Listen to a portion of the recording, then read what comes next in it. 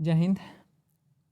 आज हम लोग एसएससी सीएचएसएल 2022 का सेट नंबर 23 को यहाँ पे डिस्कस करने वाले। टोटल जो सेट हुआ था आपका 42 शिफ्ट में ये एग्जाम हुआ था और हम लोग 23 नंबर तक आ चुके हैं। ठीक है, तो आगे बढ़ने से पहले बता दूं कि हमारा जो टेलीग्राम चैनल का जो लिंक है वो हमारे डिस्क्रिप्शन में दिया गया, आप वहाँ से उस लिंक पर ज्वाइन हो सकते हैं।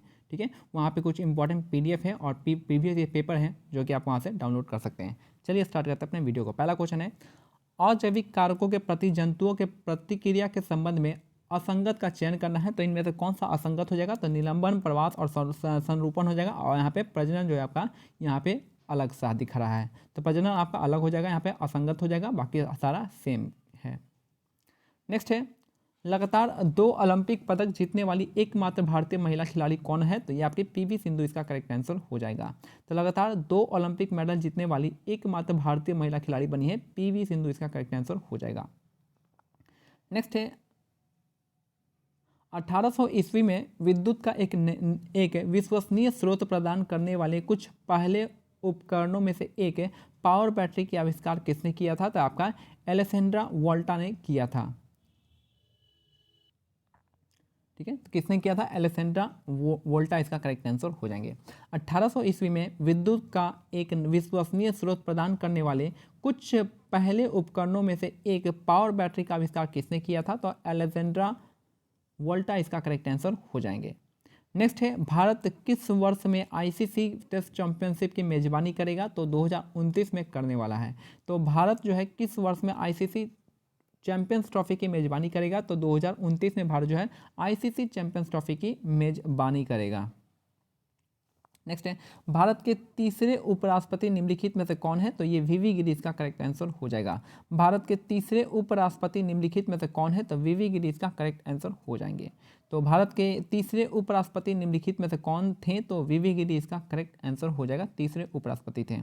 नेक्स्ट है, किस राज्य की जिला पुलिस द्वारा शुरू किए गए निजात यानी रेसिडेंस मुक्ति नशा विरोधी अभियान को 2021 में बॉलीवुड के कई अभिनेताओं ने पसंद किया और सराहा है? तो आपका छत्तीसगढ़ इसका करेक्ट आंसर हो जाएगा। तो किस राज्य की जिला पुलिस द्वारा शुरू किए गए निजात यानी रेसिडेंस मुक्ति नशा विरोधी अभियान को 2021 में बॉलीवुड के कई अभिनेताओं ने पसंद किया और सराहा है? तो छत्तीसगढ़ इसका करेक्ट आंसर हो जाएगा। अभिनेता दिलीप कुमार की आत्मकथा का शीर्षक क्या था? तो ये आपका the substance and the shadow इसका करेक्ट आंसर हो जाएगा। द सब्सटेंस एंड शैडो इसका करेक्ट आंसर हो जाएगा, दिलीप कुमार की आत्मकथा। नेक्स्ट है, आगरा घराने की मलका जान कलकत्ता के किस नवाब के दरबार में संगीतकार थी? तो थी आपके वाजिद अली शाह, इसका करेक्ट आंसर हो जाएंगे। तो आगरा घराने की मलका जान कलकत्ता के किस नवाब के दरबार में संगीतकार थी? तो वाजिद अली शाह के दरबार में संगीतकार थी। और याद रखिएगा कि वाजिद अली शाह यानी आपका मलका जान का संबंध जो है किससे है? तो आपका आगरा घराने से संबंधित है मलका जान। नेक्स्ट है, उमा शर्मा को भारत में के शास्त्रीय नृत्य के लिए निम्नलिखित में से किस रूप को समृद्ध करने के लिए पद्म पुरस्कार से सम्मानित किया गया था? तो कथक डांस इसका करेक्ट आंसर हो जाएगा। और कथक कहाँ पे होता है? तो यूपी के आसपास होता है, नॉर्थ इंडिया में होता है। तो उमा शर्मा को भारत में शास्त्रीय नृत्य के निम्नलिखित में से किस रूप को समृद्ध करने के लिए पद्म पुरस्कार से सम्मानित किया गया था? तो कथक इसका करेक्ट आंसर हो जाएगा। और याद रखिएगा कि उमा शर्मा का संबंध किससे है? तो कथक डांस से संबंधित है।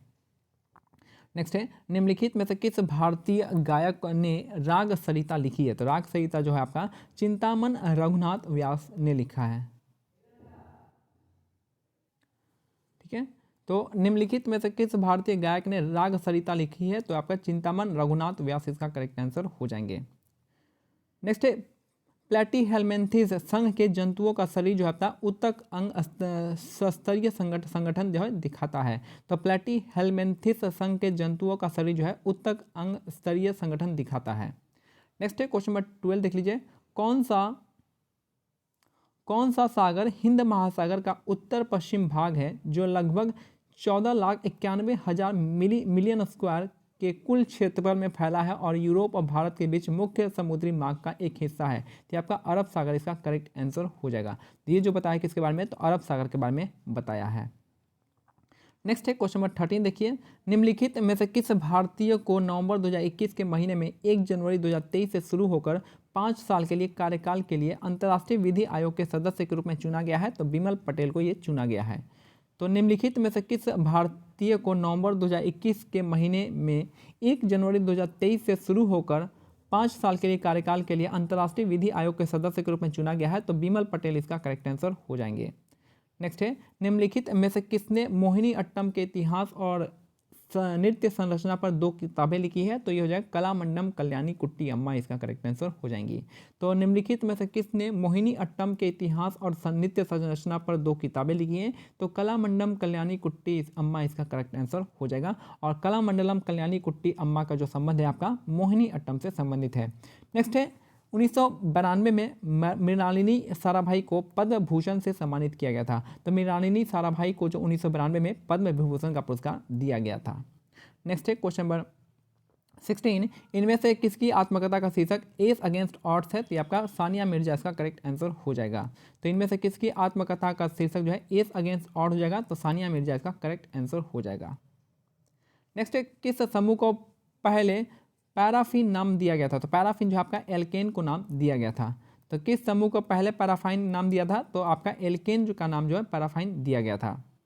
नेक्स्ट है, विलायत खां का संबंध जो है किस वाद्य यंत्र से? तो सितार वादक हैं। विलायत खां का संबंध जो है किस वाद्य यंत्र से? तो सितार वादक इसका करेक्ट आंसर हो जाएगा। नेक्स्ट कह रहा है कि यदि राष्ट्रीय आय 10,000 करोड़ है और विदेशों से शुद्ध घटक आय 2,000 करोड़ है तो घरेलू आय कितना हो जाएगा? तो आपका कम हो जाएगा, माइनस कर लेंगे तो 8,000 करोड़ इसका करेक्ट आंसर हो जाएगा। नेक्स्ट है, उस्ताद बड़े गुलाम अली खां एक प्रसिद्ध क्या है? शास्त्रीय गायक हैं। तो उस्ताद बड़े गुलाम अली खां एक क्या है? प्रसिद्ध शास्त्रीय गायक हैं।